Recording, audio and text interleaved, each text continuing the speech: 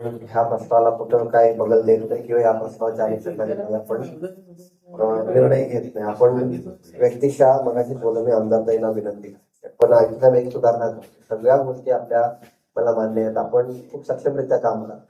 पण खरोखर मगाशी गणेश आमचा सदस्य नवीन आहे, त्याने जी वस्तुस्थिती सांगितली ना की रात्री अपरात्री फोन केल्यानंतर अवस्था लँडलाईन चालू नसत्या वाशी रुग्णालयाची, म्हणजे परिस्थिती नगरसेवकांची असते सर्वसामान्य माणसाची. म्हणून तर आपण उद्या डॅशबोर्डचा बोललात ना, ते आमची सगळ्यांची मनात कुठल्याही रुग्णांना रात्री त्याच्या नातेवाईकांना फोन करावा आणि त्यांना आपल्या अधिकाऱ्यांनी मार्गदर्शन करावं, इथं नाही जाऊन सगळं ते ठीक आहे. परंतु साहेब एक सुधारणा माझी तुमच्या स्टेटमेंटवर अशी असेल की आपण जे बोललात की आरक्षण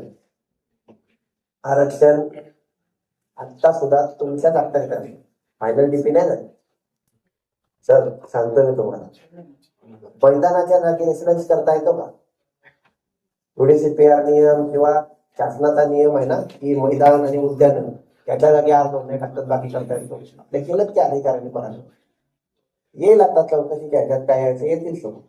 ऐकतो साहेब, खरोखर तुमच्या बाबतीत मी व्यक्तिशः सांगतो, आपण जरी रास्त उभे केलं, आपण जे आता सगळं स्टेटमेंट केलं, परंतु सगळं तसं नाही.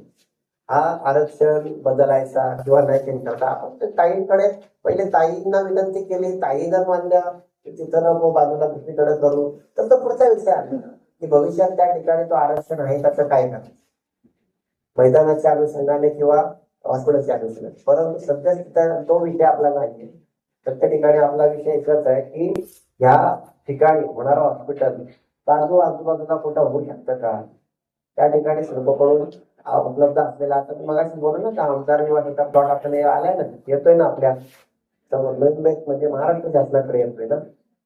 ताईंना आपण विनंती करू त्या आमदारांनी आमच्या पेशंट तिथं राहून दे, आमच्या रुग्णांना उपलब्ध राहू. सभागृहाच्या माध्यमातून ह्या विषयावर आज काही निर्णय नाही घ्यायचा. माझी व्यक्तिशः विनंती, निर्णय नका घेऊ, परंतु ताईंना विनंती करूया की ह्या भूखंडाच्या ऐवजी दुसऱ्या भूखंड पर्याय करूया आणि हॉस्पिटल करूया. ही विनंती या सभागृहाच्या माध्यमातून केली तर निश्चित आदरणीय ताई, आदरणीय आपल्या आमदार त्याचा कुठेतरी विचार करतील. तोपर्यंत ताईंना या सभागृहाने विनंती करावी आणि पुढच्या नंतर गोष्टीवर सभागृह काढलं.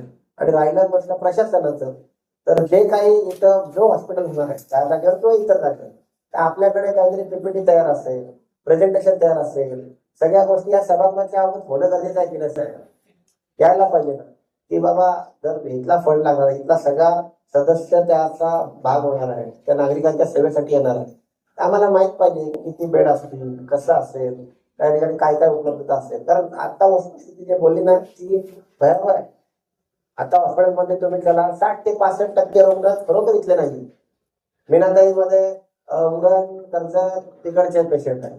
वाशी FIR ला मोगरा ठाणा काय आता कोणाचं नाव नाही घ्यावं आपण, मुंबई गोवंडी माणसं आहेत. आरोग्य सेवा नाकारता येत नाही, पण त्या खर्च खिशातला आपला आणि कोणाला पोटायला दुसऱ्या हे नाही जमणार साहेब. पण विषयांतर करण्या एवढंच सांगेल, ताईंना विनंती करूया आणि ह्या सभागृहाच्या माध्यमातून काही चांगलं निर्णय करायला येतं ना, स्वागत. धन्यवाद.